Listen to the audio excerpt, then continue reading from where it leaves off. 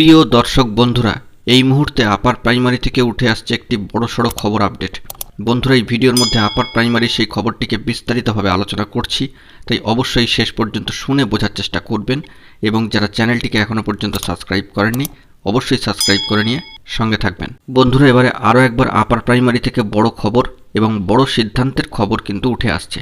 আপনারা ভাবতে পাচ্ছেন দর্শক বন্ধুরা, 9টা বছর 7 মাস অতিক্রান্ত হয়ে গিয়েছে, কিন্তু এখনও পর্যন্ত একটি মাত্র নিয়োগ প্রক্রিয়া আপার প্রাইমারির ক্ষেত্রে যে ইন্টারভিউ দিয়ে বসে আছেন দুবারের প্রার্থীরা, যারা একজনও পর্যন্ত নিয়োগ পাননি।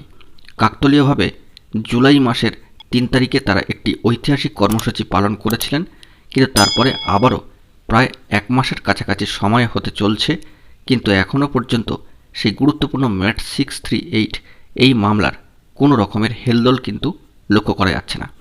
একইভাবে মহামান্য কলকাতা হাইকোর্টের অ্যাপিলেটেড সাইটে কেসটির যে স্ট্যাটাস সেভাবেই কিন্তু পড়ে রয়েছে। এক্ষেত্রে সদিচ্ছার অভাব কার বা কাদের ক্ষেত্রে এই সদিচ্ছার অভাব রয়েছে তা বুঝতে বাকি নেই।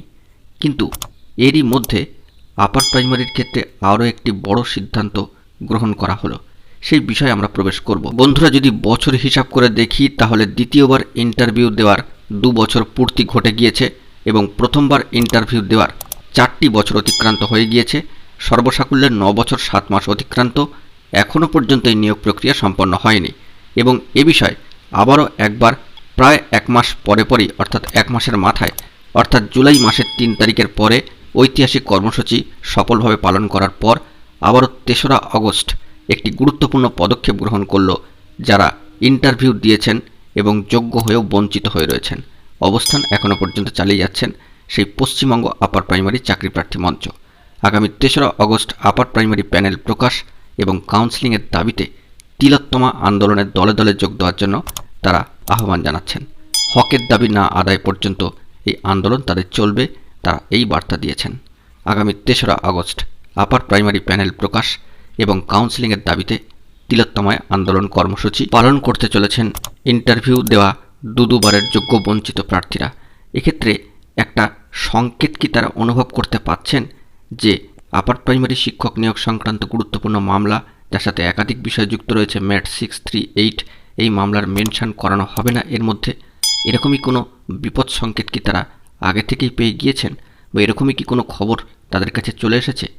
এটা আশা কিন্তু কোনোভাবেই অস্বাভাবিক নয়, কারণ এ বিষয়ে স্পষ্ট করেই বলা যেতে পারে যে প্রার্থীরা কিন্তু অত্যন্ত ভুক্তভোগী আগে থেকেই, যে এই নিয়োগ প্রক্রিয়ার বিষয়ে দীর্ঘসূত্রিতার অভিযোগ রয়েছে এবং নানান ধরনের পরিস্থিতির পরিপ্রেক্ষিতকে দেখিয়ে এই নিয়োগ প্রক্রিয়াকে কিন্তু দীর্ঘসূত্রিতার জটে টেনে নিয়ে যাওয়া হয়েছে।